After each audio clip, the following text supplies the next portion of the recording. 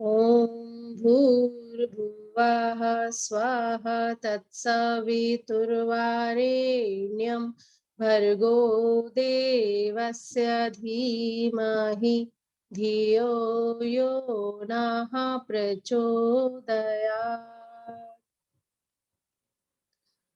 बाबूजी को मेरा प्रणाम। सभी वरिष्ठ साधकों को मेरा नमस्कार। जैसे कि एक प्रश्न या गीत सभी के मन में चलता रहता है, क्या करें क्या ना करें ये कैसी मुश्किल हाय, कोई तो बता दे इसका हल ओ मेरे भाई। एक तरफ तो जीना चाहे हम और दूसरा जीने से ही डरे हम। यही प्रश्न सबके मन में गूंजता है, क्या सही क्या गलत, इस जीवन में हम क्या करें और क्या नहीं करें। इस प्रकार के भंवर में हर मनुष्य फंसा है। एक व्यक्ति की परिस्थिति और समस्या दूसरे व्यक्ति से मैच नहीं करती, दूसरे व्यक्ति की समस्या परिस्थिति तीसरे से मैच नहीं करती। बदलते समय के अनुरूप उसकी परिस्थिति, समस्याएं, मान्यताएं, आवश्यकताएं भी बदलती रहती हैं और उसके अनुसार ही हमें उसके समाधान खोजने होते हैं। और इसी के निमित्त पंडित श्री राम शर्मा आचार्य जो हमारे गुरुदेव हैं, उन्होंने ही इस प्रज्ञा उपनिषद का सृजन किया। जीवन को कैसे जिया जाए, जीवन किस तरह से जी सकते हैं, या हम कह सकते हैं आर्ट ऑफ लिविंग, जीवन जीने की कला उसे आ गई, जिसने इस पुस्तक को पढ़ा और अपने जीवन में उतारा। प्रज्ञा उपनिषद में कुल 6 मंडल हैं। प्रथम मंडल में 7 अध्याय हैं, जिसमें शुरू के 3 अध्याय की व्याख्या मैं कर रही हूं। एक बार नारद मुनि पृथ्वीलोक पे भ्रमण कर रहे थे। जब वो मृत्युलोक में भ्रमण कर रहे थे, उन्होंने देखा कि मनुष्य बहुत परेशान है, उसकी बड़ी दुर्दशा हो रही है। यह देखकर वो बहुत व्यथित हो गए और विष्णु लोक जा पहुंचे। जब वो विष्णु लोक जाते हैं तो विष्णु भगवान कहते हैं, आओ नारद, किस प्रयोजन हेतु तुम यहाँ पे आए हो, तुम बहुत परेशान दिख रहे हो। नारद मुनि कहते हैं, भगवान मैं मृत्यु लोक में गया और वहां पे मैंने देखा कि वहां पे 2 तरह के लोग जीवन यापन कर रहे हैं। एक तो वे जो उच्च स्तरीय साधना कर रहे हैं और ब्रह्म ज्ञान के लिए समय निकाल लेते हैं और उन्हें ब्रह्म ज्ञान हो जाता है। दूसरे वो सामान्य जन जो जिंदगी जी रहे हैं, उन्हें अपने जीवन का लक्ष्य नहीं पता। तो मैं इसके लिए पीड़ित हूं कि वो सामान्य जन क्या करें, मात्र दृष्टिकोण बदलें या उनकी जीवनचर्या में थोड़ा सा परिवर्तन करें और उनके जीवन का लक्ष्य पूरा हो जाए। भगवान कहते हैं, नारद तुमने सबके हित की बात पूछी है, पर इस समय अनास्था का दौर चल रहा है। लोग अदूरदर्शिता से ग्रस्त होने के कारण मानव अपनी गरिमा को भूल बैठा है। और इसके 2 कारण हैं। एक तो नेगेटिव थॉट, अनगढ़ सोचना, और अनुपयुक्त आचरण। जब ये 2 चीजें उसके मन मस्तिष्क में बैठ गई हैं, तो क्या हो रहा है, रोग हो रहा है, शोक हो रहा है, कलह हो रही है और भय का वातावरण धरती पर उत्पन्न हो गया है। और इससे क्या हुआ है, धरती संकट में आ गई। और नारद, जब जब धर्म की स्थापना करनी होती है, अधर्म का नाश करना होता है, तब तब एक अवतार का जन्म होता है।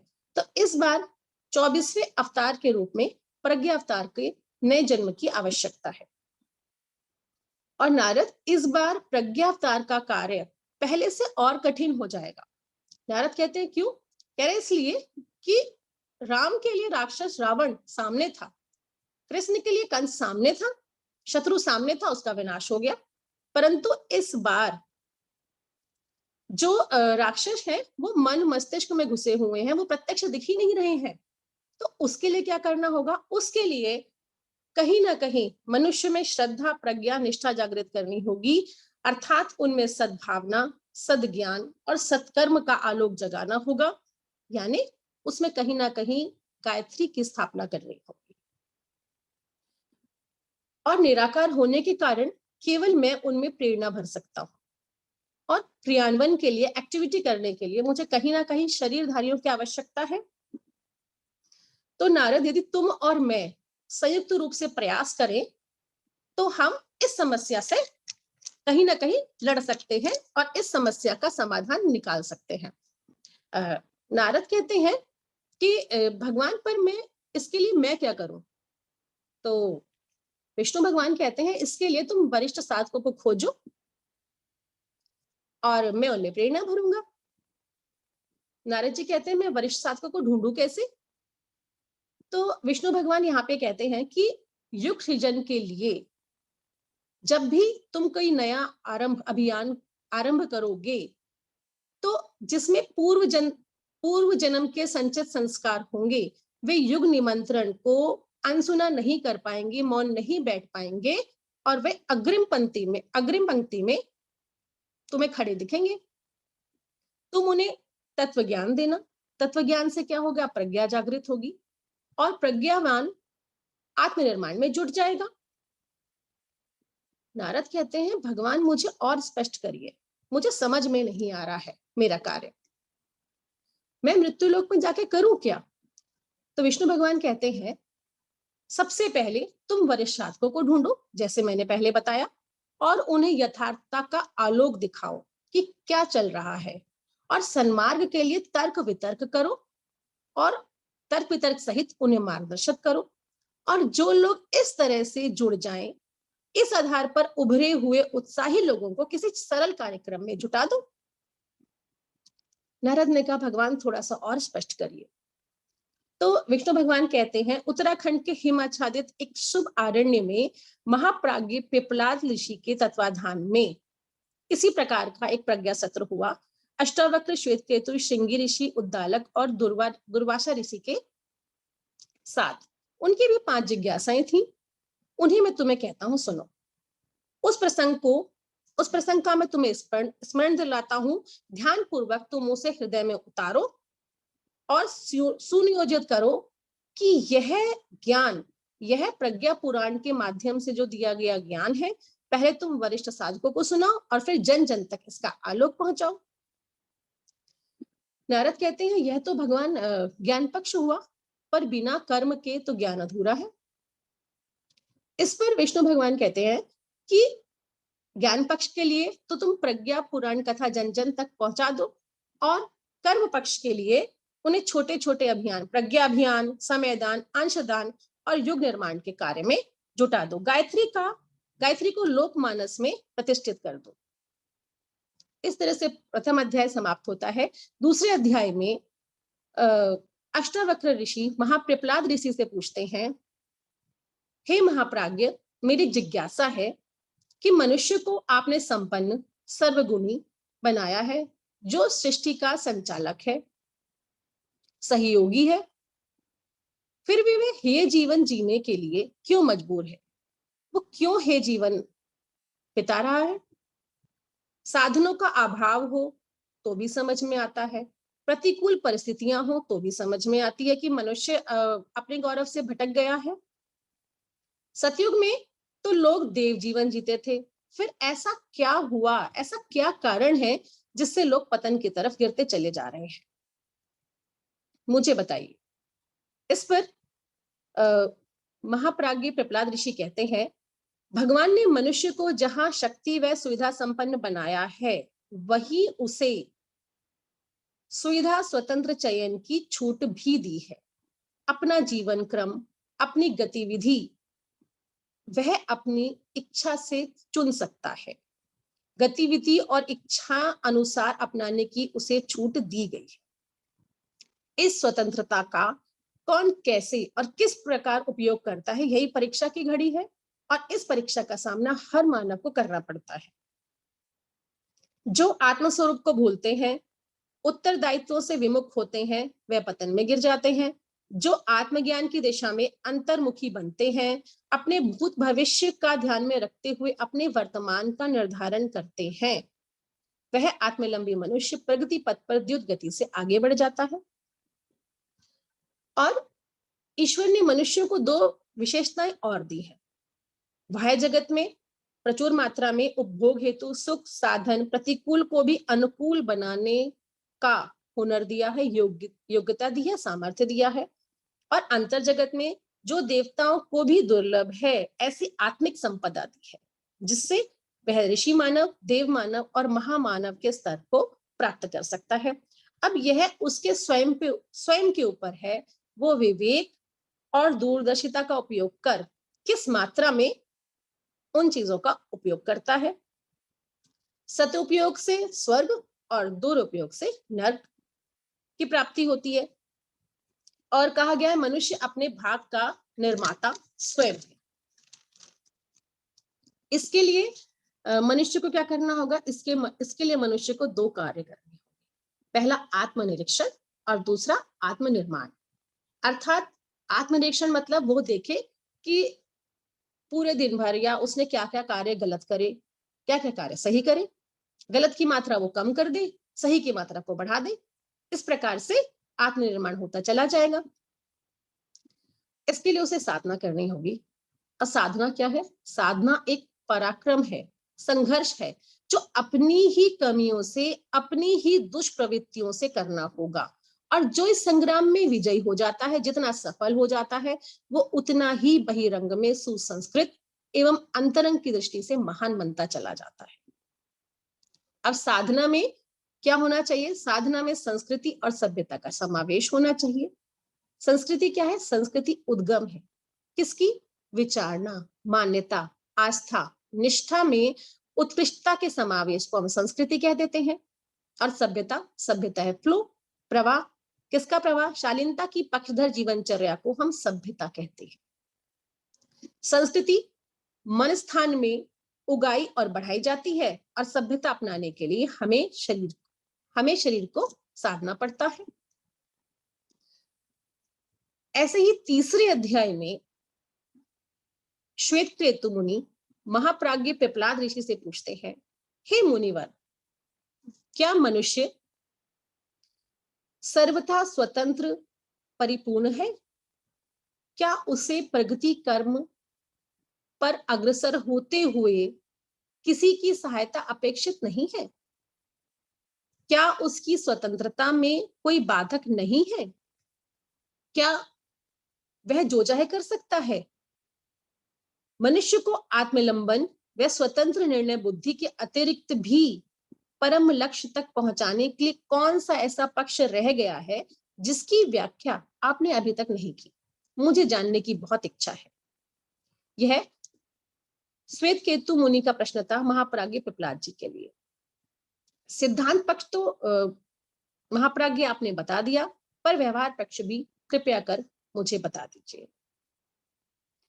महाप्राज्ञ कहते हैं, मनुष्य उस परम सत्ता का अभिन्न अंग है।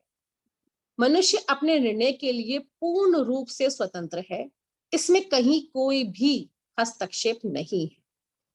चयन की स्वतंत्रता, औचित्य, अनौचित्य का वर्ण करना, यह काम उसने जीव के जिम्मे छोड़ दिया है। और भटकने पर सीख, दंड आदि के रूप में वापस सही मार्ग पर लाना व सन्मार्ग पर चलाने पर मुक्त हाथों से अनुदान लुटाने की व्यवस्था, यह जिम्मा ईश्वर ने अपने हाथ में रखा हुआ है। इसे हम ऐसे समझ सकते हैं कि एक तो हो गया परब्रह्मा, जो सृष्टि के नियम, व्यवस्था, गति चक्र इत्यादि का नियंत्रण करता है। और दूसरा क्या हो गया? दूसरा है परमात्मा, जिससे जीव जुड़ा हुआ है। अब आदर्शों के प्रतीक परमात्मा सत्ता उन्हीं मनुष्यों के साथ जुड़ती है जिससे वह प्रसन्न रहती है, जो उसके अनुरूप होता है। हम भी तो उसी से दोस्ती करते हैं जिसके गुण कर्म स्वभाव हमसे मिलते हैं, जो हमारे अनुरूप होता है। तो परम सत्ता भी उसी जीव से जुड़ती है जो उसके अनुकूल होते हैं। अब अनुकूलता के लिए क्या करें? अनुकूलता के लिए पात्रता विकसित करनी पड़ेगी। अनुकूलता को ही पात्रता कहते हैं। पात्रता का एक अर्थ हम लगा लेते हैं गठबंधन, आत्मा को परमात्मा से जोड़ना, आदान प्रदान। क्या आदान प्रदान? गुण कर्म और स्वभाव। आत्मा को परमात्मा से जोड़कर आदान प्रदान का क्रम आरंभ तब तक चलता रहता है जब तक भक्त और भगवान में अंतर दिखता ही नहीं है। कौन भक्त और कौन भगवान, क्योंकि गुण कर्म स्वभाव एक से हो जाते हैं। आत्मा को परमात्मा से मिलाने के लिए पवित्रता की आवश्यकता भी होती है, और इसके लिए क्या करना होगा? इसके लिए हमें जाना होगा यूएसए। अब आप कहेंगे यूएसए? जी हाँ, यूएसए मतलब उपासना, साधना और आराधना। उपासना किसकी? उपासना उस आदर्शों के समुच्चय पर ब्रह्मा के समीप बैठना और उसके गुणों को अपने अंदर आत्मसात करना, यह तो हो गई साधना। उपासना और साधना क्या हो गई? साधना हो गई अपने जीवन को साधना, और जीवन को साधने के लिए हम क्या करें? स्वाध्याय करें, कहाँ हम सही कहाँ हम गलत है इसका चिंतन करें, और हम मनन करें। तो इस तरह से हम जीवन को साध सकते हैं। जैसा मैंने पहले भी बताया था कि साधना यानी जितनी भी दुष्प्रवृत्तियां हैं हमारी, उसको क्रम से धीरे धीरे निकाल देना और उससे ही लड़ना, यह हो गई साधना। अब आराधना, आराधना हो गई सेवा। अपने श्रम, अपने धन, अपने समय का एक अंश समाज की सेवा में अर्पित कर देना, यह हो गई हमारी आराधना।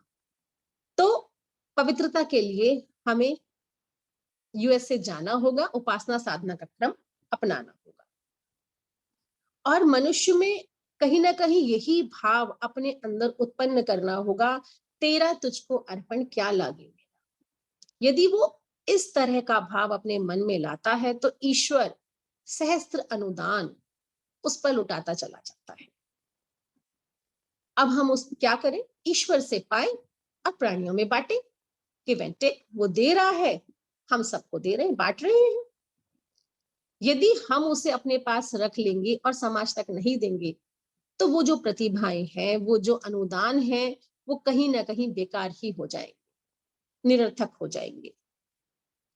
मनुष्य का यह भ्रम रहता है कि हमारी प्रतिकूलताओं का कारण, हमारी परिस्थितियों का कारण बहिरंग जगत है, जबकि ऐसा है नहीं। क्योंकि जैसी मनस्थिति और आचरण वह बनाता है, वैसे ही उसका संसार बनता चला जाता है। आज यदि उस पे अनुदान वरदानों की वर्षा हो रही है तो वह बादलों की भांति प्रत्येक प्राणी पे उस पर लौटाते। यही जीवन की सार्थकता है। अमन भैया, इसी के साथ मेरे तीनों अध्याय समाप्त होते हैं, और बाकी 4 अध्यायों के लिए मैं मीना दीदी को आमंत्रित करती हूँ। जी दीदी, बहुत बहुत धन्यवाद। बहुत ही अपने सार गर्भित शब्दों में जो है और इस गुरुदेव के अमूल्य ज्ञान को आपने ये प्रस्तुत किया। अब मीना दीदी से निवेदन है, दीदी आगे के अध्याय को आप कृपया आगे बढ़ाएं। जी दीदी। सभी को प्रणाम।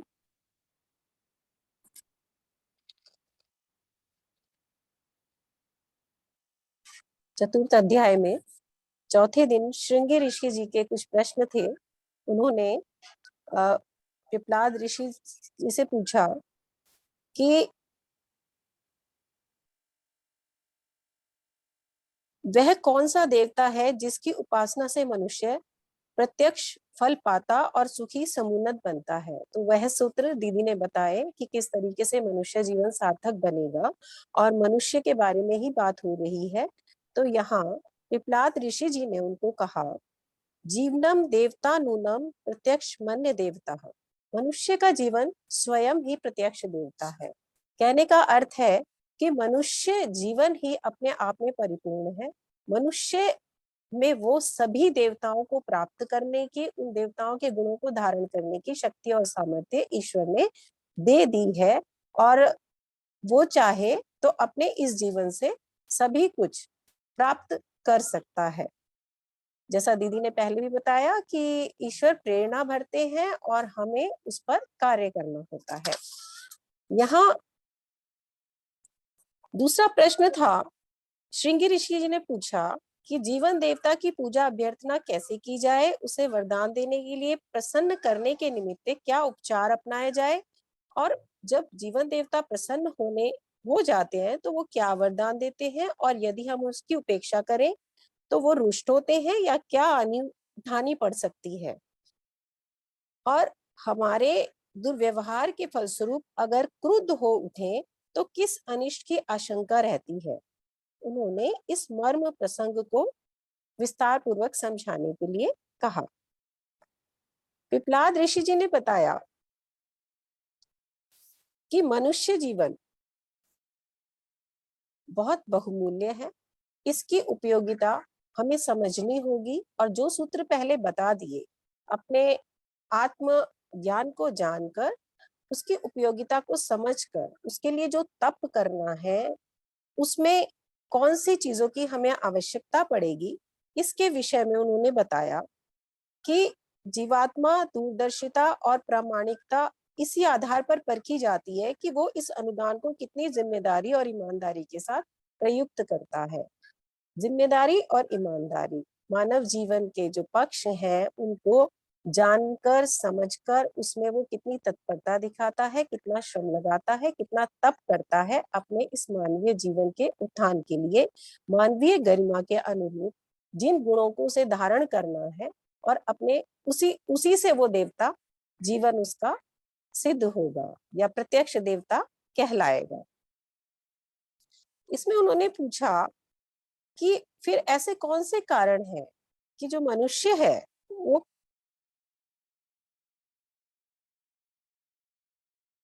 उन्होंने बताया कि जो भ्रांतिवश लोग उसका महत्व नहीं समझते, जिन उपलब्धियों के सहारे देव जीवन जिया जा सकता था, इस अमृत को ऐसे ही असंयम के छिद्रों द्वारा बहाकर अस्त व्यस्त करते रहते हैं। असंयम तो मानवीय जीवन का जो तत्व इसमें दिया, हमारा जो चौथा अध्याय है, इसमें संयमशीलता और कर्तव्य परायणता का प्रकरण है। उन्होंने बताया कि संयम को अपनाकर मानवीय जीवन का जो प्रमुख अपने जीवन को देवता स्वरूप बनाने के लिए कुछ असंयम वो अपनाता है। जैसे उदाहरण भी दिया उन्होंने कि गौ का दूध अगर आप निकाल रहे हैं लेकिन पात्र में छेद है तो वो दूध सारा बह जाएगा। इसी प्रकार से मानवीय जीवन की जो उपलब्धियां हैं, हम उसको सार्थक तभी कर सकते हैं जब हम असंयम को रोकें और संयम को अपनाएं। तो इस असंयम में 4 संयम बताए। शक्ति इंद्रिय संबद्धा, शक्ति ही समय संयुता, विचार शक्ति सूर्या च, शक्ति ही साधन रूपिणी। पिपलाद ऋषि जी ने समझाया कि जीवन संपदा के 4 क्षेत्र हैं, इंद्रिय शक्ति, समय शक्ति, विचार शक्ति और साधन शक्ति, जिसमें प्रथम 3 ईश्वर प्रदत्त हैं और चौथे को इन सबके संयुक्त प्रयत्नों से हम प्राप्त कर सकते हैं। तो हमें गुरुदेव ने इसमें 2 इंद्रियां हमारी मेन बताई, एक हमारी जिह्वा स्वादेंद्रिय और दूसरा कामेंद्रिय। कि जिह्वा का संयम अगर हम कर लें तो हम शारीरिक रूप से बीमारियों से बच सकते हैं, और यदि हम अपने कामेंद्रियों को नियंत्रण में कर लें तो हम अपने स्वास्थ्य को, अपने जीवन का जो हमारा अमृत तत्व है उसको बचाकर रख सकते हैं।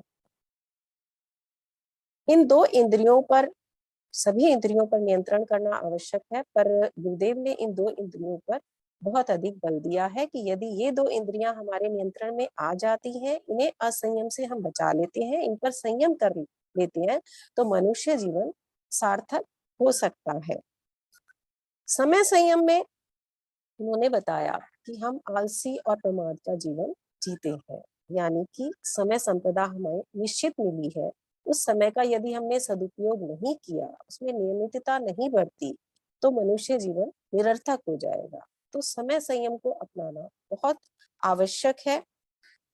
शारीरिक श्रम जितनी मात्रा में हम कर सकते हैं उतना करें, परिश्रम करें, तप करें, तभी हमारा मनुष्य जीवन सार्थक होगा।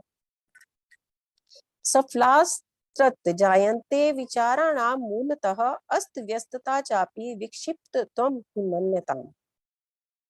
उन्होंने बताया कि मनोनिग्रह, इसमें उन्होंने जो तीसरा सूत्र दिया विचार संयम के विषय में कहा। गुरुदेव ने कहा कि विचार सूक्ष्म स्तर का कर्म है, कार्य का मूल रूप विचार है। जो भी कार्य हम करते हैं, जो परिश्रम करते हैं, जो तप करते हैं, उसके लिए पहले विचार आना आवश्यक है।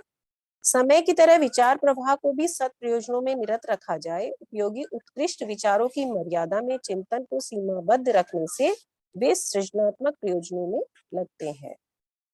जब हमारे विचार एक दिशा में कार्य करेंगे, सत प्रयोजनों में लगेंगे, तभी उसको हम सही दिशा में लगा सकते हैं। और इसके लिए मनोनिग्रह के अभ्यासी, यानी कि हमें अपना मन पर नियंत्रण रखना होगा, विचारों के बिखराव को रोकना होगा। विचारों की अनगढ़ अस्त व्यस्तता एक प्रकार की विक्षिप्तता ही है। तो पिपलाद ऋषि जी ने जो सूत्र दिया कि हमें अपने विचारों पर नियंत्रण करना है, अपने इंद्रियों पर नियंत्रण करना है, अपने समय का सदुपयोग करना है। इसके बाद चौथा उन्होंने बताया कि जब हम इन तीनों का नियंत्रण हो जाता है तो हमारे साधनों पर हमारी कमांड हो जाती है, साधनों को हम प्राप्त कर लेते हैं। लेकिन उन साधनों को प्राप्त करने के बाद उनका दुरुपयोग भी हमें रोकना है। यानी धन संग्रह की बात की गई है कि हमने जो धन से साधन प्राप्त किए, उन साधनों को उन पर संयम बरतना है, अपव्यय को रोकना है और उन्हें सदुपयोग करना है, समाज के लिए, आत्म कल्याण के लिए, लोक कल्याण के लिए। उन्हें दिखावे और प्रदर्शन, इन सब में खर्च नहीं करना। अपने अहंकार को प्रदर्शित करने के लिए हमें अपने साधनों का दुरुपयोग नहीं करना। हमें परिश्रम मनोयोग स्थास्ति वित्तम फलम ध्रुवम प्रत्यक्षम नीति युक्तम तु वित्त में तुपार्जयते जेत। परिश्रम एवं मनोयोग का प्रत्यक्ष फल जो धन हमें मिला है वो नीति पूर्वक कमाया हुआ होना चाहिए। उसमें हमें अपना पूरा परिश्रम करके और नीतिगत रास्ते से जो धन कमाया जाता है उसका सदुपयोग हम करें। तो ये चार जो संयम गुरुदेव ने बताए हैं कि अगर हम इन छिद्रों को बंद कर देते हैं, ये चार संयम अपना लेते हैं, तो जीवन में हम उस प्राप्त धन का, उस प्राप्त संयम से जो हमने अर्जित किया उसका सदुपयोग करें। यार बचाने तक ही ये बात नहीं है, बचाने के बाद अब हमें उन्हें खर्च कहाँ करना है इसकी जानकारी होना बहुत आवश्यक है।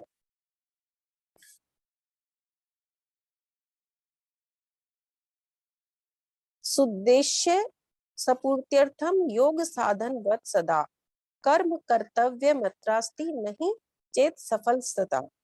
कर्म तो सभी करते हैं, पर जब वह सुद्देश्यों से जुड़ जाता है तो योग बन जाता है।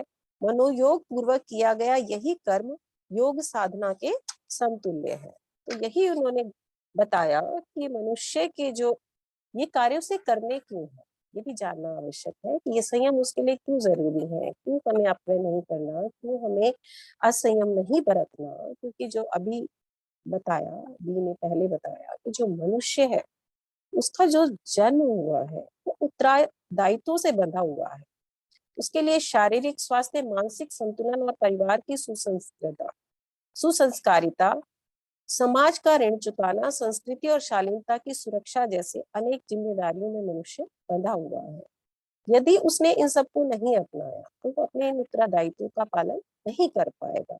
और वह हमारा कर्तव्य है, यही हमारी कर्तव्य परायणता है। इसलिए हमें अपने जीवन में ये चार संयम अपनाने हैं और अपने कर्तव्य का पालन करना है।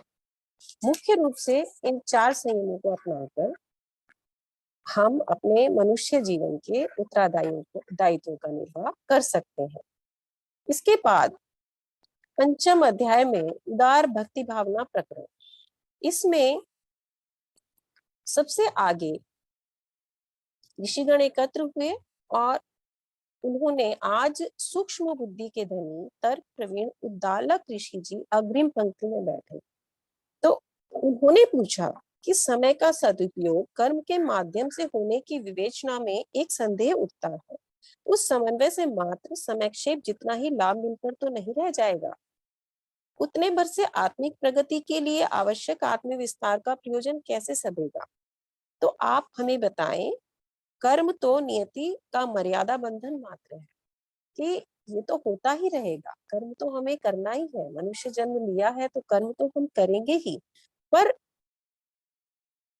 इसके बाद उस अमृत का रसास्वादन कैसे किया जाए जिससे ये विस्तार से बताएं, जिससे सर्वसाधारण का कल्याण हो सके। तो उदार भक्ति भावना का जो गुरुदेव ने इसमें बताया कि हमें जो संपदाएं मिली है उन्हें हमने संयम पूर्वक जब संभाल लिया, सही ढंग से खर्च कर लिया, अब इसके बाद अगर हम स्थूल दृष्टि से देखें तो हम सोचते हैं मनुष्य का बस इतना ही कार्य है, लेकिन जो उद्दालक ऋषि है वो सूक्ष्म बुद्धि के धनी है, उन्होंने उससे आगे की बात की है। उन्होंने कहा है कि मनुष्य मात्र कुशलता और व्यवस्था में सीमित नहीं हो सकता, इससे उसे आत्मिक शांति नहीं मिलेगी। यदि ऐसा होता, क्योंकि उसकी जो भाव संवेदना है, आत्मीयता है, कला और संगीत जैसी जो विधाओं की आवश्यकता उसे नहीं पड़ती, यानी उससे आगे भी उसका विस्तार है, आत्मा का विस्तार है, तो इसके विषय में वो जानना चाहते थे। त्रिधात्मिकायाम विश्वस्य व्यवस्था मरीश्वरः, उन्होंने बताया कि ऋषियों इस त्रिधा व्यवस्था में ईश्वर जीव प्रकृति की तरह चेतना क्षेत्र के भी प्रगति कर्म की तीन निर्धारणाएं हैं। विद्वान लोग एक को ज्ञान, दूसरे को कर्म, तीसरे को भक्ति कहते हैं। तो यहाँ जो हम अपने उपनिवेशों से जो ज्ञान हमने देखा कि दो चीजों के मिलने से तीसरी चीज बनती है, तो यहाँ बताया है कि पर ब्रह्म परमात्मा और पंच भौतिक प्रकृति, इन दोनों के सम्मिश्रण से जीव की रचना हुई है। चेतन ब्रह्म के जो गुण है, आत्मिक चेतना अंतःकरण एवं भावना के रूप में हमारे अंदर विद्यमान है, और प्रकृति जड़ है, तो ये जो हमारा शरीर है, जो ये ढांचा है, ये जड़ है। तो जीव इन दोनों के मिलने से बना है। तो आनंद रूपी पर ब्रह्म की विशेषताएं ज्ञान, कर्म और भक्ति की तीन धाराओं के रूप में जीव सत्ता का प्रगति क्रम निर्धारित करती पाई जाती है। तो उन्होंने बताया कि अध्यात्म क्षेत्र के विकास क्रम के मार्ग में हमें आत्मज्ञान की भूमिका है। सबसे पहले हमें अपनी आत्मा को जानना होगा। ये पंच तत्वों से ऊपर की यात्रा, हमारी चेतना की शिखर यात्रा के विषय में बात हो रही है कि अब हमें जानना होगा कि मैं क्या हूँ। मैं क्या हूँ को जानकर ये हमारे अंतः चक्षु खुलने और हमारे अंदर जो अंधकार है अज्ञानता का, यानी सत्य को जानना, अज्ञान के अंधकार को मिटाकर ज्ञान के प्रकाश की ओर चलना, स्वयं को जानना, आत्मा को जानना। आत्मज्ञान के अभाव से चेतन प्राणधारी मनुष्य की जड़ चलता फिरता पौधा सिद्ध करता है। यदि हमारे अंदर ये आत्म चेतना ना हो तो हम एक चलते फिरते पौधे के समान ही रह जाएंगे। तो इसका गुरुदेव ने बताया कि आत्मिक प्रगति का दूसरा सोपान कर्म है। कर्मयोग मानवता के पक्षधर कर्तव्य उत्तरदायित्वों का परिपालन। उदार भक्ति भावना में उन्होंने बताया कि स्वार्थपरता से ऊपर जाना, अपनी आप को विस्तार देना, यही हमारी उदार भक्ति भावना है। आस्थाओं के प्रति, आदर्शों के प्रति अगाध प्रेम जब हमारे अंदर आता है तो भक्ति भावना जागृत होती है। भक्ति भावना क्या है कि जब मनुष्य अपने कर्म योग को साध लेता है, ज्ञान को प्राप्त कर लेता है, तो एक जो ईश्वरीय सत्ता है, पर ब्रह्म वाली सत्ता है, उसमें उसका विश्वास अटूट होने लगता है और वो अपने उन सभी कार्यों को उसको समर्पित करता है और उसके प्रति उसकी श्रद्धा जागती है। ये श्रद्धा ही भक्ति है। और ये श्रद्धा किसी देवता के विषय में या वैसे नहीं है, आदर्शों से अटूट प्रेम, जो गुरुदेव ने हमें बताया कि जब हमारे उसका विस्तार जब हम करने लगते हैं कि ये जीवन हमें स्वयं के लिए नहीं मिला है, स्वार्थपरता से ऊपर उठते हैं और अपने आप को स्वयं से उसका विस्तार करते जाते हैं। आत्मवत् सर्वभूतेषु से वसुधैव कुटुम्बकम तक जब हमारी यात्रा बढ़ जाती है तो इसी को उदार भक्ति भावना कहा गया है। इसके लिए जो आवश्यकता है वो अपने आत्मीयता और प्रेम के विस्तार की है। प्रेमेव परमेशो अस्ति स आनंद स्वरूप पदृक् जड़ो वा चेतनो वापि प्रियताम याति प्रेमतः। प्रेम ही परमेश्वर है, वह आनंद स्वरूप है। जिस जड़ चेतन से प्रेम करते हैं वही प्रेम प्रिय लगने लगता है। ईश्वर के प्रति प्रेम उमड़ेगा तो आदर्शों के प्रति श्रद्धा बढ़ेगी। जब हमारी उस परम सत्ता में आस्था बढ़ जाती है, विश्वास बढ़ जाती है, तो हमारे अंदर भक्ति भावना स्वतः ही उदय हो जाती है। जब हमारे अंदर परिपक्वता आती है, गुरुदेव ने एक उदाहरण दिया है कि जैसे बालक होते हैं तो उन्हें लेने और पाने की ही लगी रहती है। जब उसमें थोड़ा सा उसका विकास होता है तो फिर बांटने की जो बांटने का भी उसके अंदर एक भावना आती है, दूसरों के साथ शेयर करना वो सीखता है।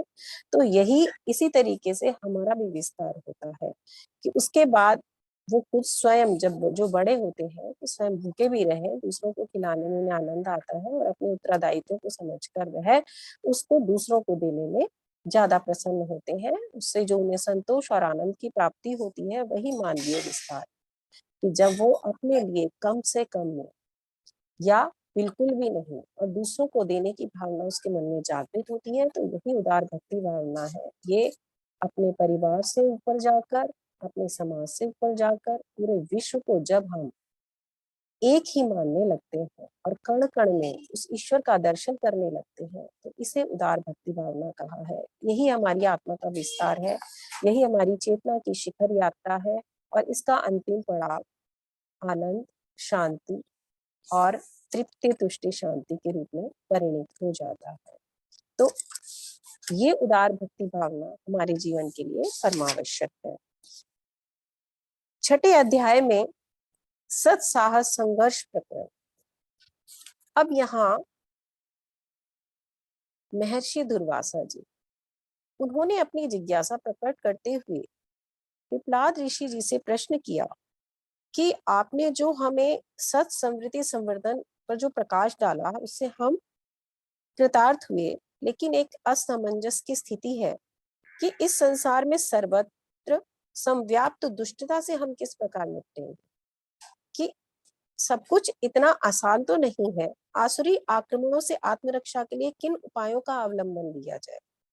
आप ये भी बताएं कि सृष्टा की पवित्र सृष्टि में अधर्म का अस्तित्व किस कारण बना हुआ है जो सारे जगत को पीड़ित किए हुए। ये हम सब सामान्य मानवों में ये बार बार उभरता है कि इस दुनिया में इतनी अशुभता क्यों है, अधर्म क्यों है, और कुछ लोग धर्म के मार्ग पर चलते हैं और जो इतने लोग हैं अधर्म पर चलते हैं। और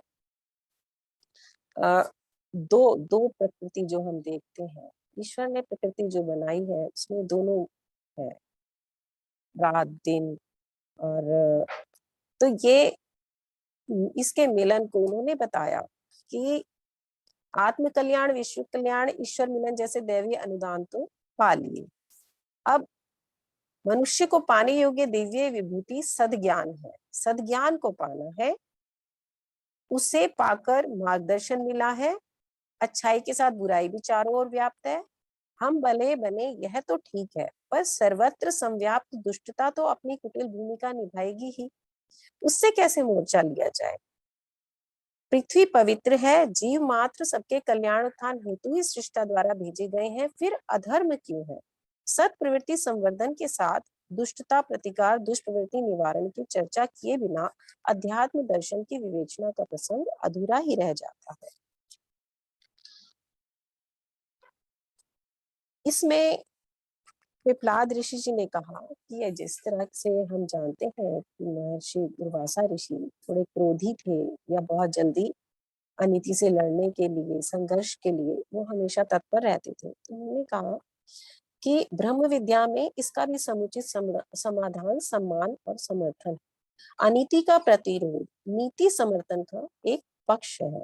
यानी अनीति। संसारे वांछनीयत्वमेते तु विद्यते सहानुभूतिं कुर्यात् तन्या निष्ठाम प्रति सदा। संसार में अवांछनीयता भी इसीलिए है कि न्याय निष्ठा के प्रति सहानुभूति उभारे और उसके समर्थन में प्रखर पराक्रम करने की प्रेरणा दे। यदि रात्रि ना हो तो दिन की विशिष्टता ही न रहे, अनीति का अस्तित्व न हो तो नीति की गरिमा लोग कैसे समझेंगे। उन्होंने बताया कि हम सही गलत, बुराई अच्छाई, इसमें जो अंतर है इसी आधार पर कर पाते हैं क्या सही है क्या गलत है, जब हम उनके दुष्परिणामों को अपने जीवन में देखते हैं। उन्होंने कहा कि रोगी नहीं होंगे तो चिकित्सा विज्ञान की स्थापना और प्रगति कैसे होगी। तो दोनों का होना आवश्यक है। इस संसार की रचना में दोनों चीजें हैं। तो भगवान ने जो मनुष्य अपना राजकुमार बनाया है, ये उसको परखने के लिए, उसको संघर्षों से जूझने के लिए और उससे बाहर निकलने के लिए, अपने आप को चमकाने के लिए ये सब दिया गया है कि उसे कैसे अनीति से लड़ना है, कैसे अधर्म से लड़ना है, कैसे स्वयं को परिपक्व बनाना है। तो अवांछनीयताएं आवश्यक होते हुए भी विद्यमान है इसके लिए कि नीति स्थापना की प्रेरणा हमें मिले। हमें नीति पर कार्य करने हैं, नीति पर चलना है, अनीति को त्यागना है। अनीति की श्रेणी में उन्होंने कहा अनीति केवल यही नहीं है जो हम शरीर से कार्य करते हैं, गलत कार्य करते हैं। अनीति में उन्होंने बताया कि अज्ञान और अभाव आते हैं। एक तो ज्ञान की कमी, सत्य को ना जानना, दूसरा अभाव कि हमारे जीवन में जो अभाव है वो हमें अनीति करने के लिए प्रेरित करते हैं। अभाव जो हम अपने बहिर संसार में देखते हैं, जिनको देखकर हम अज्ञानतावश ऐसे कार्यों के लिए प्रेरित होते हैं जो हमें नहीं करना चाहिए। तो नीति और अनीति, अपने जीवन से सबसे पहले हमें अज्ञान को हटाना है और अभाव अन्याय के रूप में विराजमान है, इन्हें ज्ञान से अज्ञान को और कर्मशीलता से अभाव को, उदारता की वृत्ति से अन्याय को चुनौती देकर उन्हें परास्त हमें करना पड़ता है। हम कर सकते हैं। अब संघर्ष तो जीवन का एक हिस्सा है। उन्होंने कहा कि यदि जो जीव है, जंतु है, कीड़े हैं, इन सब से हमें बचने का उपाय भी करना होता है। ये नहीं है कि हम एक सबके प्रति दया भाव ही रखेंगे और जो चीजें हमें बहुत कष्ट पहुंचाती हैं, नुकसान देती हैं, क्योंकि सबको अपने जीने के लिए वो वातावरण स्वयं से निर्मित करना होगा।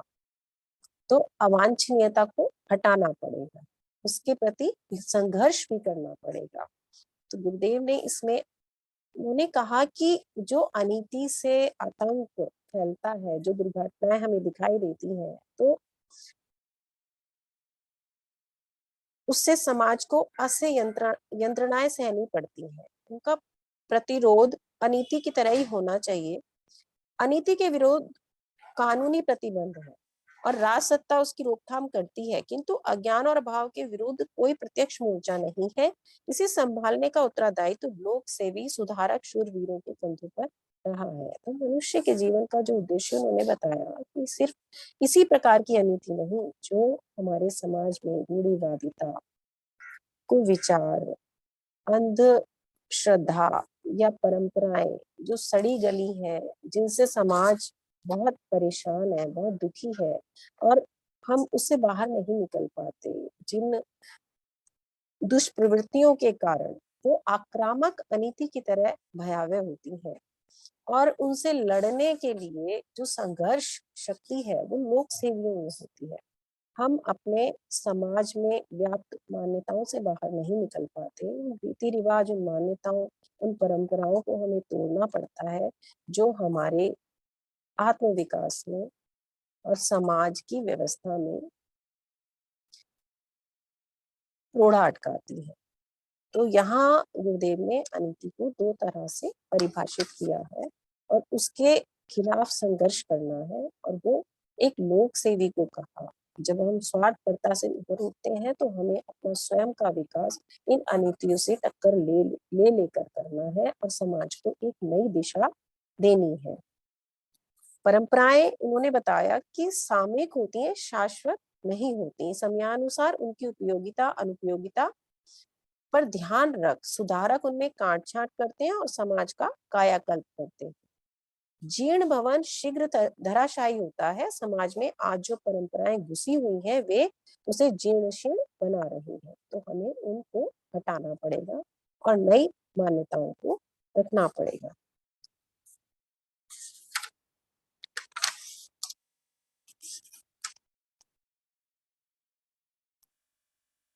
जिस तरीके से शरीर बल को उभारने के लिए संयम साधना करनी पड़ती है, तो दृढ़ मनोबल अर्जित करने के लिए तथ्य और सत्य की कसौटी पर खोटे सिद्ध होने वाले प्रतिपादनों को अस्वीकार करना पड़ता है।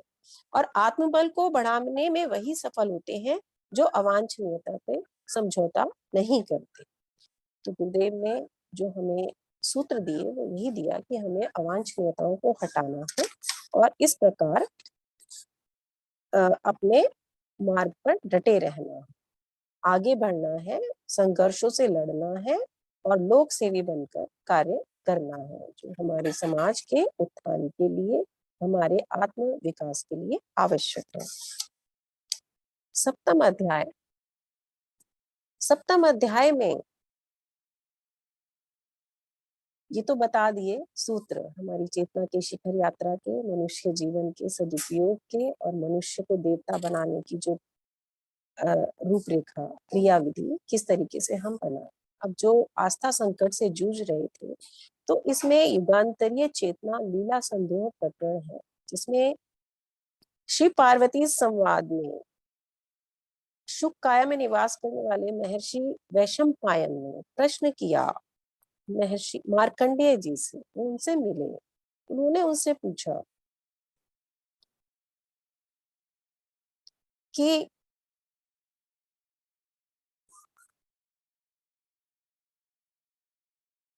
जब प्रज्ञा युग का शुभारंभ हो रहा था, तब भगवान विष्णु देवर्षि नारद के बीच कुछ गुप्त मंत्रणा हुई थी जो मनुष्यों के लिए मंगलमय थी।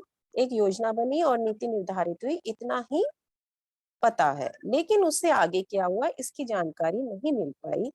तो आप त्रिकालज्ञ हैं, उस मंगलमय संदर्भ में बताने का अनुग्रह करें कि अब तक क्या हो चुका है और आगे क्या होने वाला है।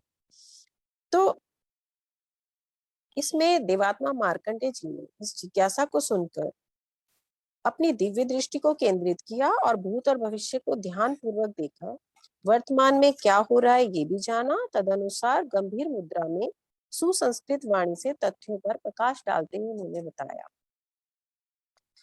त्रिकालज्ञ ऋषियों के लिए काल मनवंतर कोई अर्थ नहीं रखते, यानी वो भूत वर्तमान भविष्य सभी कुछ देख लेते हैं। तो जो मार्कंडेय ऋषि जी हैं, उन्होंने देखकर बताया कि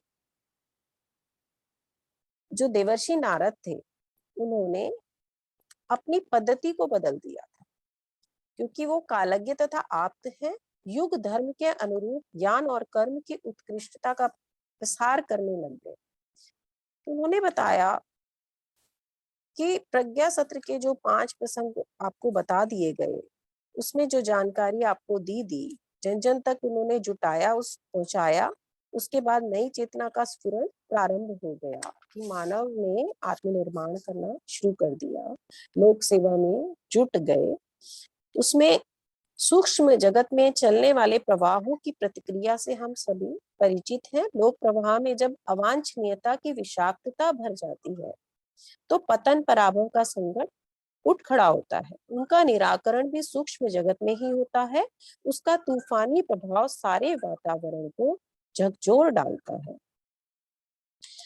तो उन्होंने बताया, इस प्रयास में असंख्यों देव मानव को प्रचंड पुरुषार्थ और अभिनंदनीय तुष्टि पर त्याग बलिदान करना पड़ा, जो मानव जीवन का उत्तम पुण्य है। ये अवतार प्रकरण की बात हो रही थी कि जब इतना वक्त बीत जाता है और बहुत आस्था संकट आ जाता है, मनुष्य अपने जीवन लक्ष्य को भूल जाता है और अवांछनीयता उसके जीवन में आ जाती है और उनसे जूझते संघर्ष करते जब अधर्म की स्थापना हो जाती है, तो उसको मिटाने के लिए, धर्म की स्थापना करने के लिए पुण्य आत्माएं फिर से इस धरती पर आती हैं और उन्होंने प्रज्ञा युग में प्रज्ञा अवतार के विषय में जानने की इसमें अपनी इच्छा व्यक्त की थी, जिसका समाधान महर्षि कर रहे हैं। तो उन्होंने बताया, पहले भी बताया गया कि महाकाल के आमंत्रण पर जो पुण्य आत्माएं होती हैं वो दौड़ी चली आती हैं और वो जब अपना आत्मविस्तार करती हैं, उदार भक्ति भावना से ओतप्रोत होकर वो स्वयं से आगे अपने परिवार को सुसंस्कारित करती हैं और आत्मवत् सर्वे भूतेषु से विश्व वसुधैव कुटुंबकम तक जब उनकी प्रज्ञा बुद्धि जागृत हो जाती है और उस कार्य को जब वो करने लग जाते हैं, तो वो प्रज्ञा पुत्र कहलाते हैं। उनकी प्रखरता से सत्प्रवृत्तियां बढ़ती चली जाती हैं और दुष्प्रवृत्तियों का उन्मूलन होने लगता है। तो जो युग सृजता होते हैं वो समयदान अंशदान की जो उदारता से उससे जो सामर्थ्य उनके पास एकत्रित हो जाती है, उसके सहारे जो अज्ञान का अंधकार है, अभाव का अंधकार है, उसको दूर करने के लिए आगे बढ़ते हैं। प्रवृत्ति बदलते ही सब कुछ बदल जाता है और आंतरिक प्रवृत्ति नहीं बदली तो बहिरंग कभी भी नहीं बदलता। तो जैसे ही हमारी आंतरिक प्रवृत्तियां बदलती हैं, हम सत प्रवृत्ति की ओर आगे बढ़ते हैं, दुष्प्रवृत्तियों का उन्मूलन करने लगते हैं, तो हमारा जो वातावरण है वो भी ठीक होने लगता है।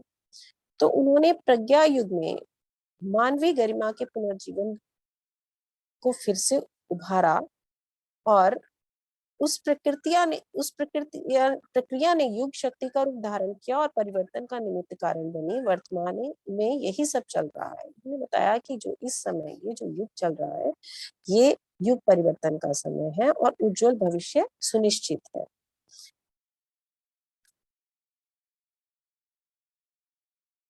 वस्तुतः अवतार की योजना और सूत्र संचालन इतना सुनियोजित होता है कि उसमें कहीं किसी प्रकार का असमंजस, असफल होने का ऊहापोह मन में नहीं होना चाहिए। हमें संदेह रहता है, हम पहचान नहीं पाते। अवतार प्रक्रिया में हम अगर सभी अवतारों को देखेंगे तो सभी में जिस समय वो प्रक्रिया चल रही थी तो सब नहीं जानते थे कि यही अवतार है। इसी प्रकार प्रज्ञावतार का अवतरण हो चुका है और वो जो भविष्य है, सुखमय है, इसकी प्रेरणा हमें प्रज्ञोपनिषद से पता लग रही है और हमें बताया जा रहा है कि वो दिन दूर नहीं जब समय बदला होगा। मनुष्यों के चिंतन चरित्र में भारी हेर फेर उत्पन्न होगा। वो निकृष्टता से विमुख होकर उत्कृष्टता के ढांचे में ढलेंगे। संकीर्ण स्वार्थपरता घटेगी और सत्प्रवृत्तियां अनायास ही बढ़ती चली जाएंगी। उदार सहयोग बढ़ने पर सर्वत्र हर्षोल्लास छाता ही है। अगले दिनों न कहीं अपराध दृष्टिगोचर होंगे, न विग्रह। सीमित साधनों में प्रसन्नता होगी तथा उन्हीं में असीम सुख शांति उपलब्ध करने से स्वर्गीय दृश्य सर्वत्र दृष्टिगोचर होने लगेंगे। विषमता मिटेगी, एकता उत्पन्न होगी। समस्त मनुष्य एक राष्ट्र बनाकर रहेंगे, एक भाषा बोलेंगे। विश्व धर्म और मानवीय संस्कृति को सभी प्रेम पूर्वक स्वीकार करेंगे। मनुष्य देवता जैसे दिखने लगेंगे और धरती के कोने कोने में सुख शांति का स्वर्गीय वातावरण बन जाएगा। प्रज्ञा युग को भूतकाल के सतयुग से भी अधिक श्रेष्ठ समझा जाएगा और इसे ही वरिष्ठता का श्रेय प्राप्त होगा। तो ये स्थिति जल्द ही आएगी। प्रज्ञापुत्र अपने अपने कार्य में जुट गए हैं और गुरुदेव ने लिखा है, तो इसमें जो श्रेष्ठ आत्माएं हैं उनका कार्य बढ़ गया है। अब हमें तेजी से जुटना होगा और वो आत्माएं उस पुकार को समझ पा रही हैं और जो अग्रिम पंक्ति में रहते हैं उनको श्रेय मिलता है, क्योंकि ईश्वर ने कहा वो निराकार है, वो प्रेरणा भरता है। जो इन प्रेरणाओं को प्राप्त करेंगे वो इस युग परिवर्तन का श्रेय प्राप्त करेंगे। उन्हीं को वो सम्मान, वो श्रेय मिलेगा, आगे तक याद रखा जाएगा। जिस प्रकार हम पिछले अपने इतिहास को देखते हैं, तो श्री राम के साथ गिलहरी का सहयोग भी आज हमें याद है। श्री कृष्ण भगवान के साथ गोपी और ग्वाले, उनका सहयोग। इसी प्रकार अब इस प्रज्ञावतार युग में प्रज्ञावतार सूक्ष्म जगत में वो कार्य हो चुके हैं और प्रज्ञा पुत्रों को उन्हें आगे ले जाना है। तो उसी क्षेत्र में हम आगे बढ़ रहे हैं। ये ज्ञान देकर उन्होंने बताया कि अब हम इसे बचाएं, इस पर हम विचार करें, चिंतन मनन करें। तो यही संदेश इस सप्तम अध्याय से हमें दिया गया है। और इसी के साथ मैं प्रणाम करती हूँ बाबूजी को। दीदी बहुत बहुत धन्यवाद। अध्याय बहुत ही विस्तृत हैं, लेकिन चारों अध्यायों को आपने बहुत ही कम समय में और सार संक्षेप इनका बताया, तो इसके लिए आपको बहुत बहुत धन्यवाद। अभी बाबूजी से निवेदन है कि बाबूजी का आशीर्वाद हमें प्राप्त हो।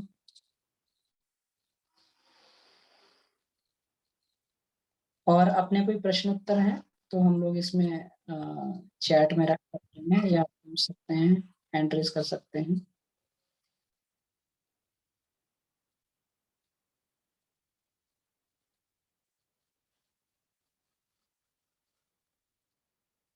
बाबूजी यात्रा में है आज।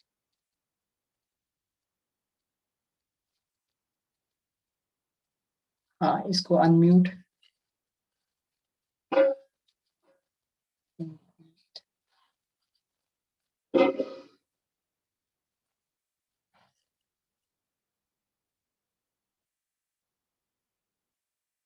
जी बाबूजी, आप अपने आप को अनम्यूट कर लीजिए।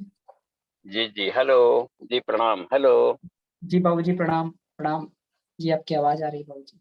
हाँ जी, तो पहले तो निशी शर्मा दी और मिनी शर्मा दी को बहुत बहुत आभार और बहुत सारा आशीर्वाद। सारी जो ग्रुप की जो महिलाएं हैं वे प्रज्ञोपनिषद को अध्ययन करें, और गुरु जी की इच्छा है कि 1 से लेकर जो 4 खंड है मंडल, वो प्रज्ञा पुराण के रूप में भी, तो कथा कहानियों के माध्यम से और सरलीकरण ढंग से, क्योंकि इसमें वैसी कोई बात नहीं लिखी गई है जो कि समझ में ना आवे, तो उसको अपने सरल भाषा में अपने शब्दों में अभिव्यक्त करने का ही तो प्रेरणा मिलेगी कि चल पड़ा घर में। और अपराह्न में भी कभी महिलाओं की गोष्ठी होती हो आपस में, तो इन पर भी चर्चाएं चलनी चाहिए, एक एक सूत्रों पर। ये एक बात। तो कोई प्रश्न है तो इसमें रखा जाए। और अमन जी देखिए, तो आज हमें झारखंड के नेतरहाट एरिया में जाना है, आदिवासी क्षेत्र में, तो उसलिए है हम जर्नी में, फिर भी सुन जी रहे हैं, कर देंगे जी। जी जी, तो इसमें कोई प्रश्न इसमें पूछा जा सकता है। हाँ, तो अपने हैंड रेज करते जाएंगे।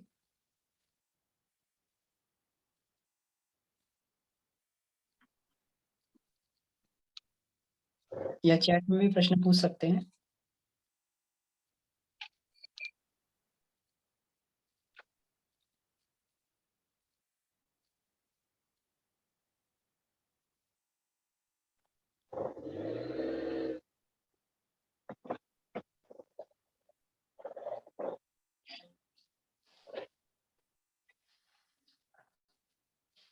अभी बाबू कोई प्रश्न नहीं है इसमें। तो इसमें एक श्लोक बाबूजी आया है इसमें। हाँ, आ गया प्रश्न आ गया।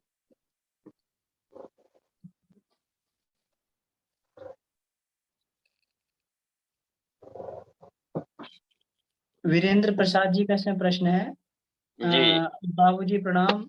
मुहूर्त, दिशाशूल, ग्रह, नक्षत्र, राशियों की कितनी उपयोगिता है? अच्छा प्रश्न है।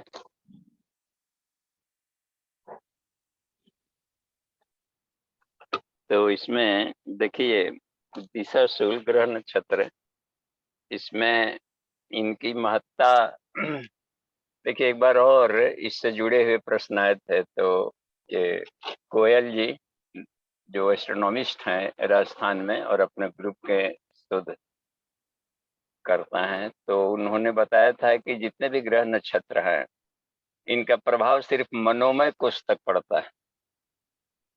तो यदि हम अपने आप को विज्ञान में कोश में अस्थिर कर लें तो संसार का कोई भी चुंबकत्व, तरंगे, किरणें और ग्रह नक्षत्र का प्रभाव समाप्त हो जाता है, टकरा कर आभा मंडल से लौट आती हैं। और इसमें एक गायत्री महाविज्ञान में एक श्लोक है वीरेंद्र जी, वो पढ़कर वो उसको हम आपको बता रहे हैं। उसमें लिखा है पूज्य गुरुदेव ने कि योग मुहूर्त दोषावा, योग मुहूर्त दोषावा ये अपि अमंगलकारिणा, ये कितना हो अमंगलकारी हो, कितना हो भस्मताम यान्ति ते सर्वे, सारे भस्म हो जाते हैं। कैसे? गायत्री तीव्र तेज से, गायत्री महामंत्र के प्रचंड तेज से।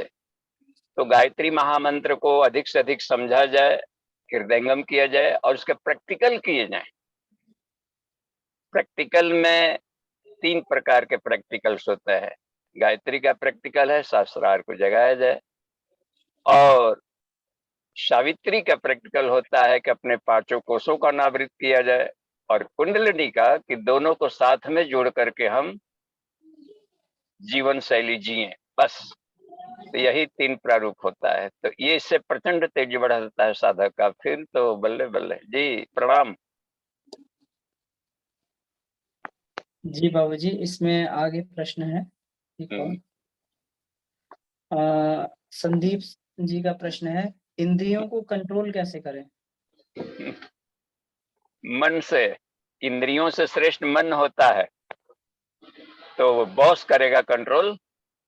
और मन से बड़ा होता है बुद्धि। मन भी बेकाबू है तो बुद्धि से कंट्रोल करे। बुद्धि से बड़ा होता है आत्मा।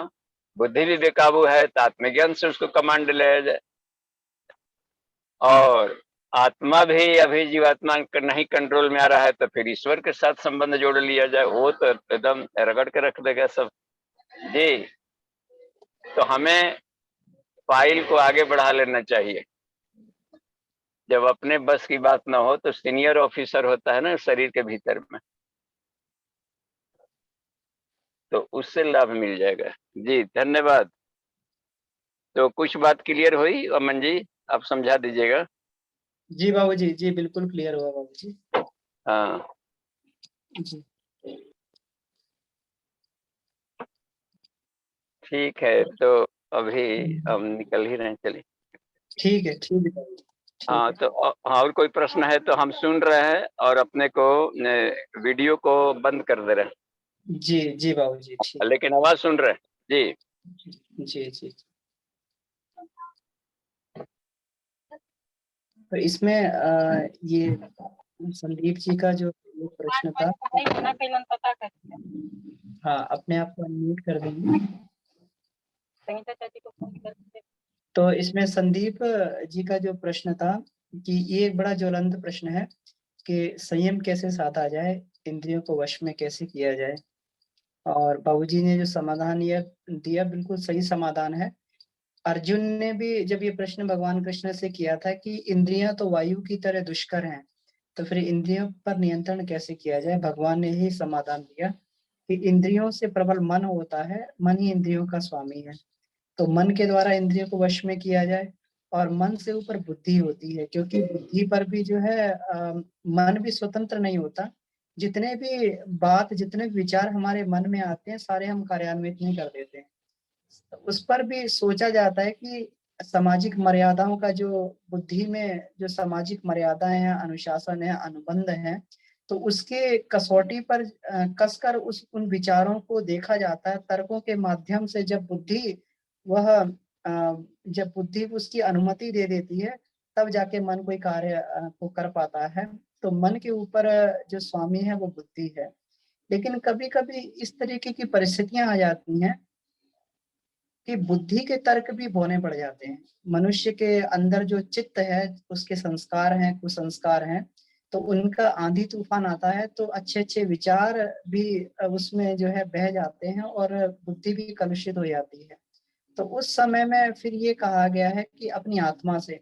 लेकिन यहाँ पर भी एक बात यह आती है कि जिस व्यक्ति की आत्मा पे तरह तरह के आवरण चढ़े हुए हैं, जिस पर जो है इसमें वासना, तृष्णा और अहंता, इन तीनों के आवरण चढ़े हुए हैं, तो वह आवरण से आत्मा का प्रकाश कैसे मिले, किस तरीके से बुद्धि प्रकाशित हो, किस तरीके से मन प्रकाशित हो, तो आत्मा से व्यक्ति किस तरीके से।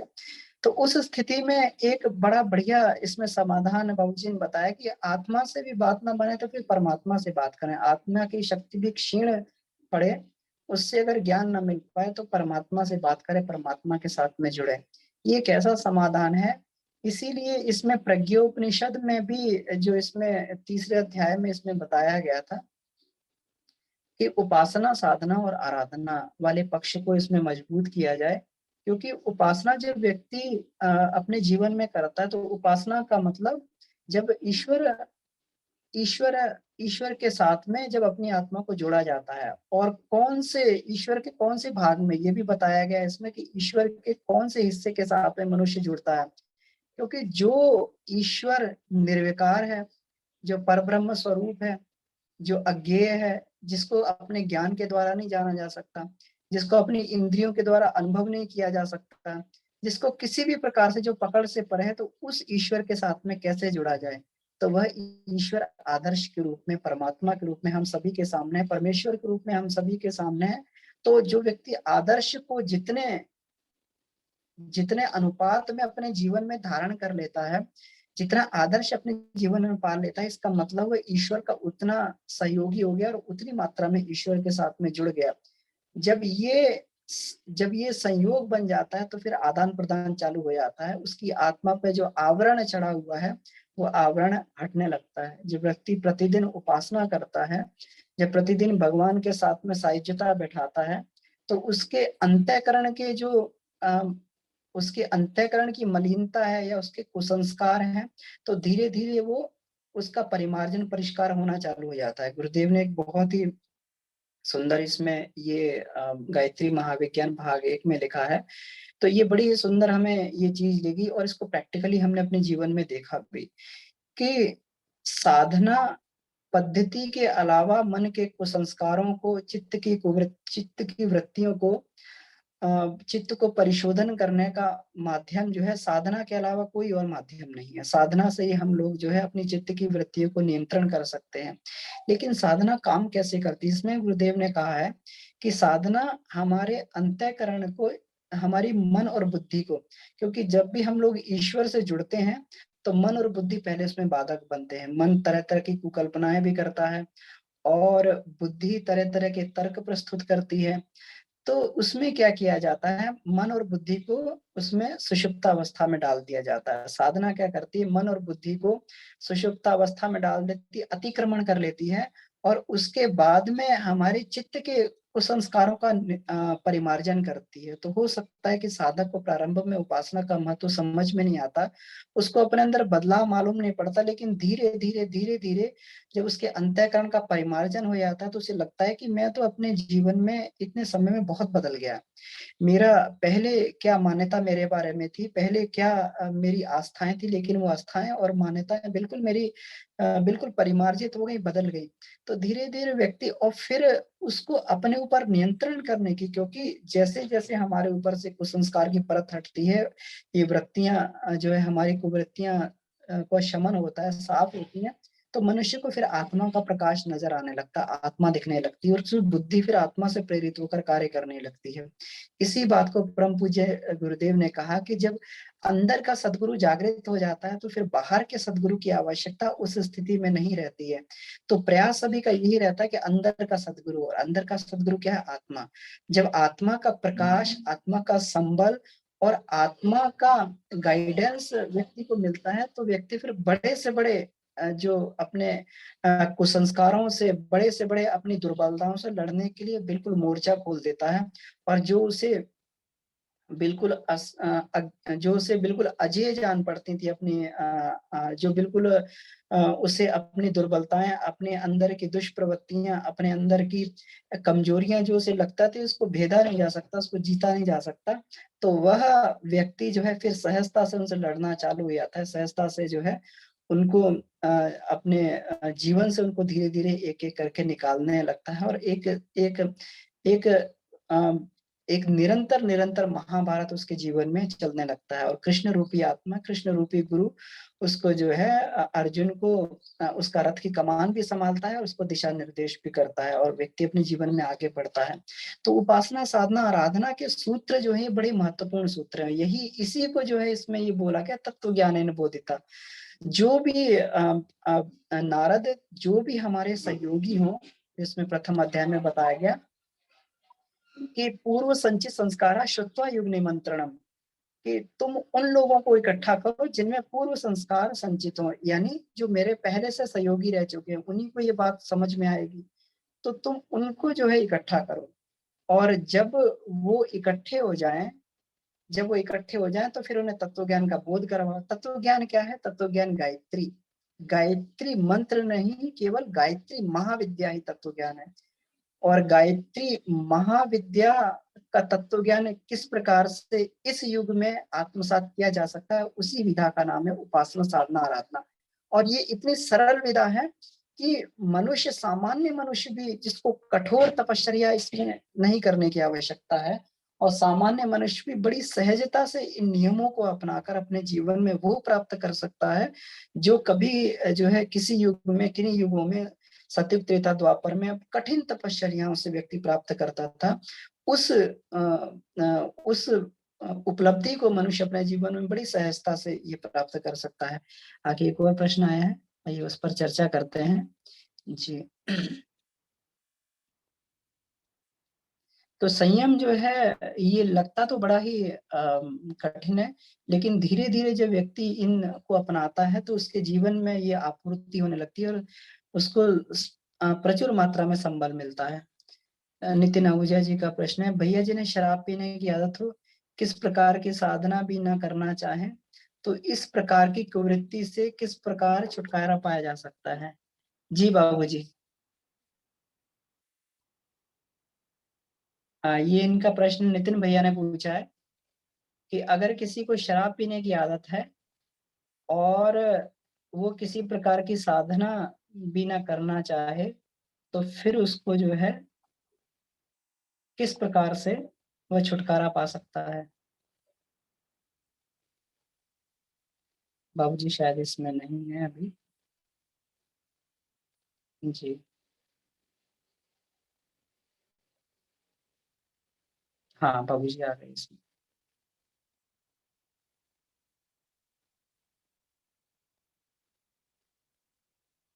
जी बाबूजी, एक प्रश्न इसमें चैट में है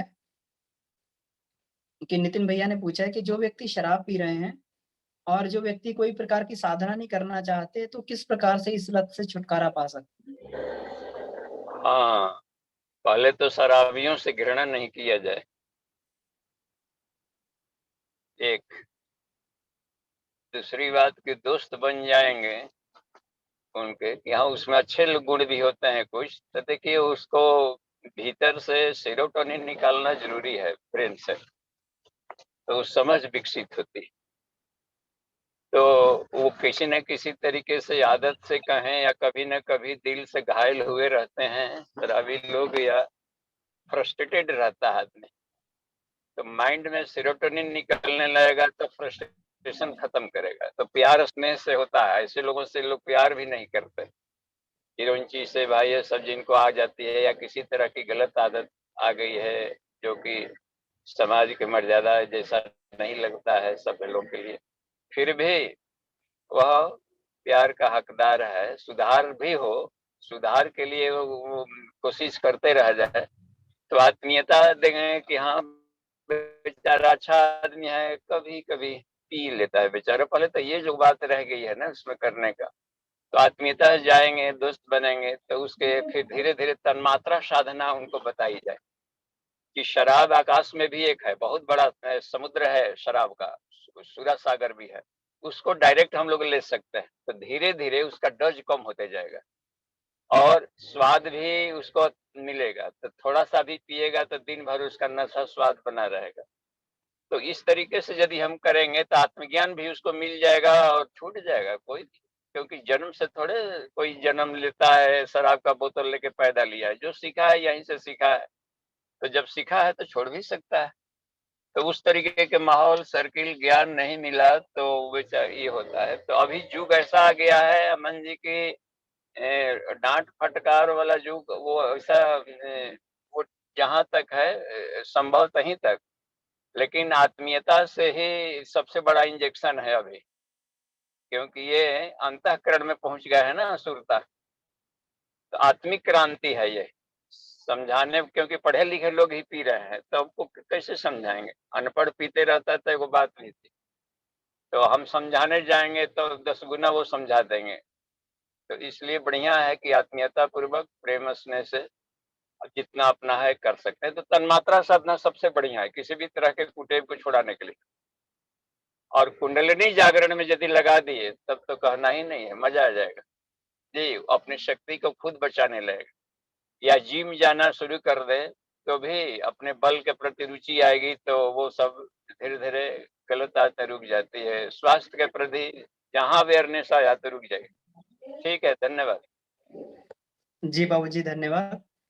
इसमें नीतू जी का प्रश्न है कि हमारी गायत्री साधना का हमारे आसपास के लोगों पर क्या प्रभाव पड़ता है? बहुत बढ़िया पड़ता है, क्योंकि आभा मंडल विकसित होता है ना। साधक का एक आउरा होता है आभा मंडल। तो यदि हम गायत्री महामंत्र का पंचकोशों को जागृत कर ले, क्योंकि 5 मुख 5 कोश ही 5 मुख है उसका, तो अपना आभा मंडल बहुत बड़े एरिया में काम करने लगता है। तो कुछ न भी बोला जाएगा तो भी उसको वह व्यक्ति अच्छा लगेगा, और धीरे धीरे उसके ब्रेन पर असर पड़ेगा, क्योंकि मस्तिष्क सबका एक आभा मंडल लेके घूमता है। तो हर चुंबक एक दूसरे चुंबक को प्रभावित करता है। तो बड़ी बड़ी आभा वाला जो मैग्नेटिक फील्ड है सामान्य आभा वाले फील्ड को बदलेगा, और समाज के इन्वायरमेंट को ही चेंज करेगा। तो ये कहना ही नहीं है कितना बड़ा। और यदि 5 मिनट में 100 टाइम्स उच्चारण कर लिए तो ब्रेन से निकलने लगता है, बिल्कुल माइक्रोवेव निकलने लगेगा, और पूरे विश्व का प्रति सेकंड 7 बार परिक्रमा कर डालेगा। धियो ने प्रचोदयात, धियो ने प्रचोदयात। तो पूरे विश्व के आदमी आज नहीं तो कल बाध्य हो जाएंगे सोचने के लिए कि इससे बढ़िया जीवन जी सकते हैं क्या। तो ये एक झाग पैदा कर देता है पूरे आकाश में जाकर के। इसकी वैज्ञानिकता बहुत तगड़ी है जी। जी बाबूजी, धन्यवाद।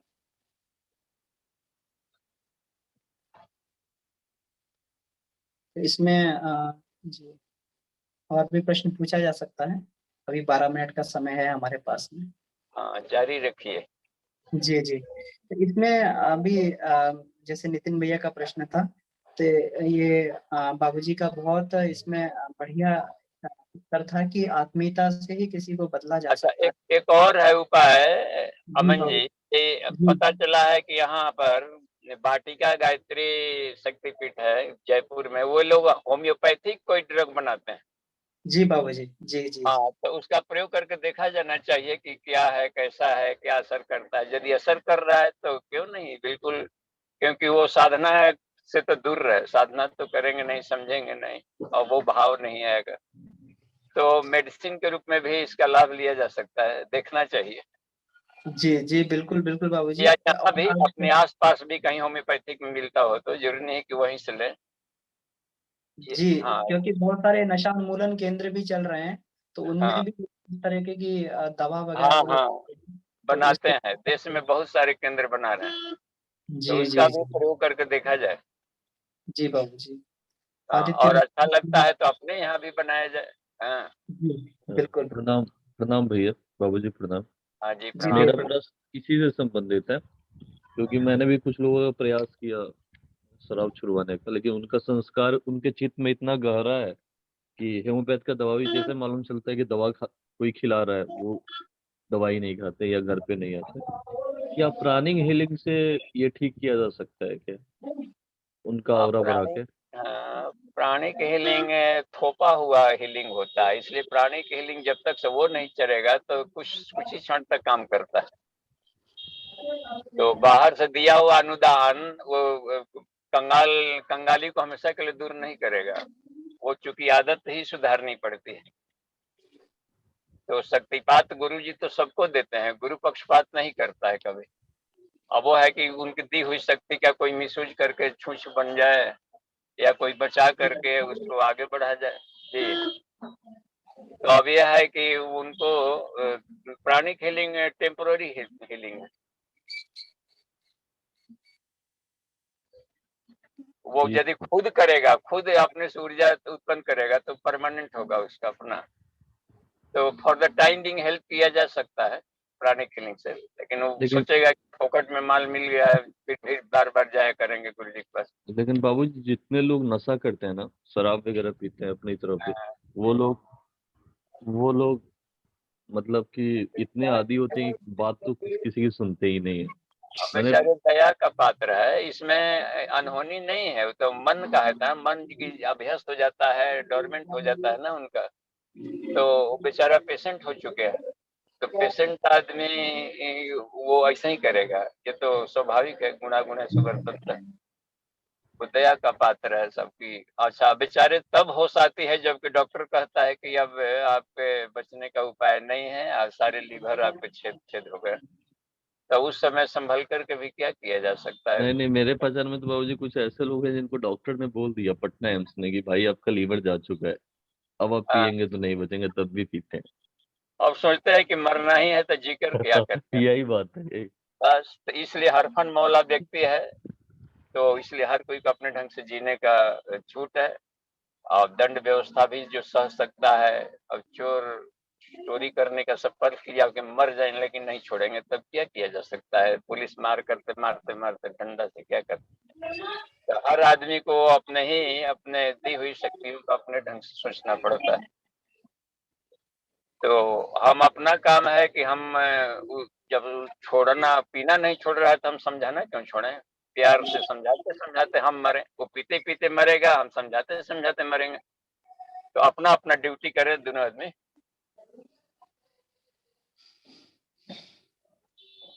जी धन्यवाद जी। जी अच्छा बाबूजी, धन्यवाद। जी जी, विक्की भैया जी।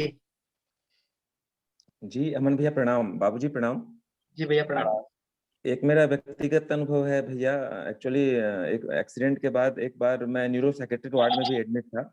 वो ब्रेन में टेम्पोरल रीजन में नर्व्स वगैरह डैमेज वगैरह हो गया था, बहुत सारे साइकेट्रिक प्रॉब्लम्स थे, तो मुझे पूना कमांड हॉस्पिटल में भर्ती किया गया था। तो उसी में साइकेट्रिक वार्ड के अंदर ही एक विंग ऐसा था जिसमें मतलब इसमें दारू बड़े बड़े नशों वाला, सिविल से भी आते थे क्योंकि सिविल से भी वो था।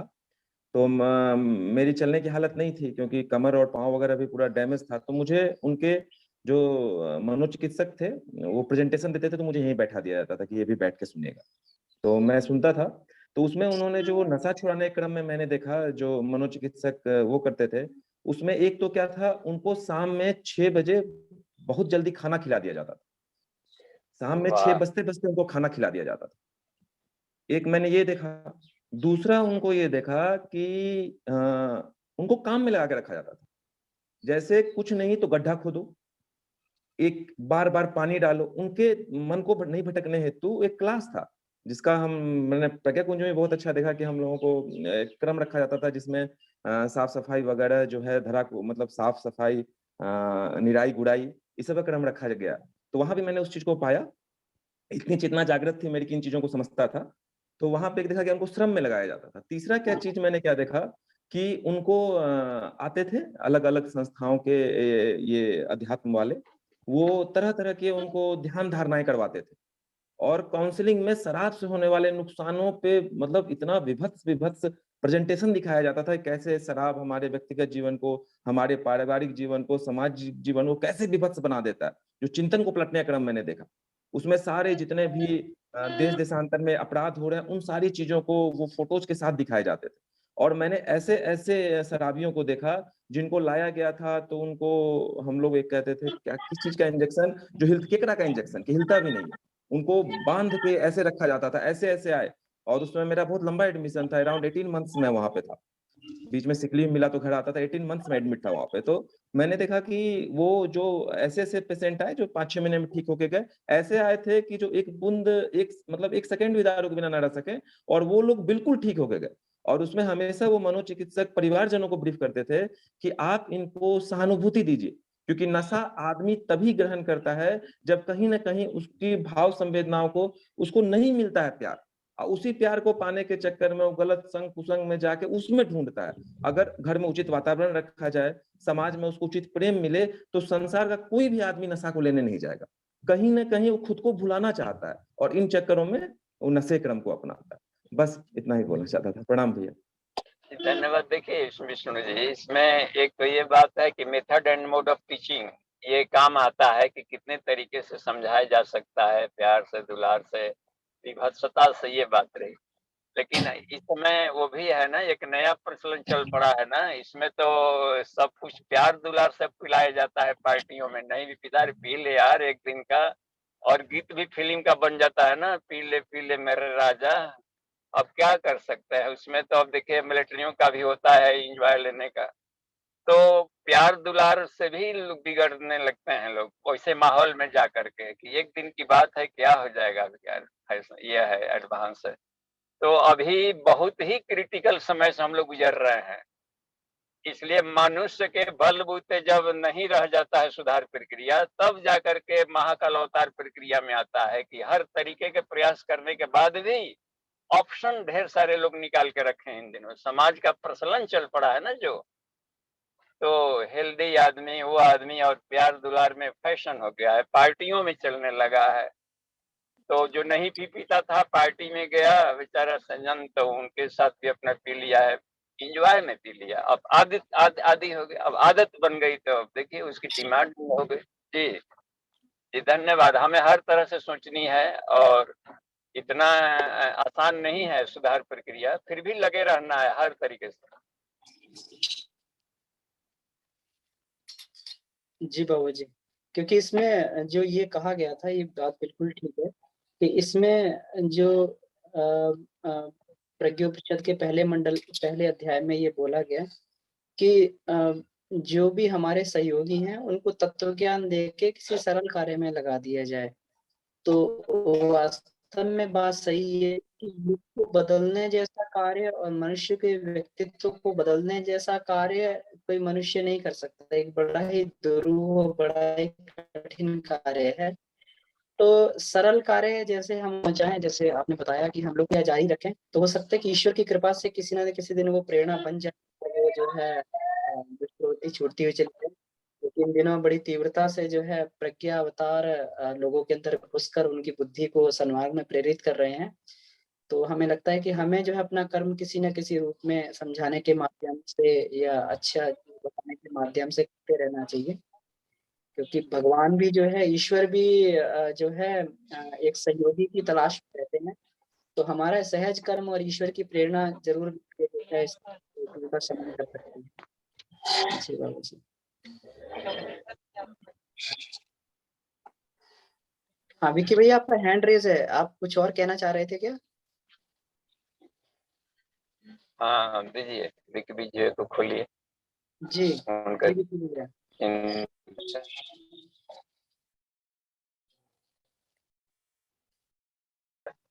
नहीं, उन्होंने अपना हैंड नीचे कर लिया है। जी। तो इसमें एक और चीज जो समय बाबूजी। हो गया है अमन जी, समय हो गया है, कल के लिए देखते हैं। जी जी ठीक है बाबूजी, तो अभी समय हो गया, तो आज की कक्षा को ही समाप्त करते हैं। जी। तो निशी दीदी को बहुत बहुत धन्यवाद। निशी दीदी जो है गाजियाबाद एनसीआर रीजन से थी, और ये जो है एक शिक्षिका हैं, और बहुत ही आदर्श रूप में सरकारी शिक्षक होते भी बड़ा ही भरसक प्रयत्न करती हैं। और बहुत सारे बच्चों को इन्होंने जो है बहुत गरीब बच्चों को, और बहुत ही जो असहाय थे, ग्रामीण बच्चे थे, उनको जो है आगे इन्होंने बढ़ाने में बड़ा सहयोग किया, और बच्चे बहुत ही अच्छी अच्छी जगह पे पहुंच गए हैं। तो मैंने दीदी से कहा था अपना संक्षिप्त परिचय देने के लिए, लेकिन शायद दीदी किसी कारणवश नहीं, तो इसलिए उनका संक्षिप्त परिचय था। और बाकी मीना शर्मा दीदी ये भी शिक्षिका हैं, तो ये भी अपने क्षेत्र में बहुत ही बढ़िया कार्य कर रही हैं, और प्रखर साधक हैं। तो आज के दोनों ही शिक्षकों को बहुत बहुत धन्यवाद। इसी तरीके से हमें उनसे अध्यात्म शिक्षण और अनुभव मिलते रहे, तो ऐसी प्रार्थना करते हुए उनको बहुत बहुत धन्यवाद। सभी पार्टिसिपेंट को धन्यवाद, बाबूजी को बहुत बहुत धन्यवाद। आइए आज की कक्षा को ही समाप्त करते हैं। ओ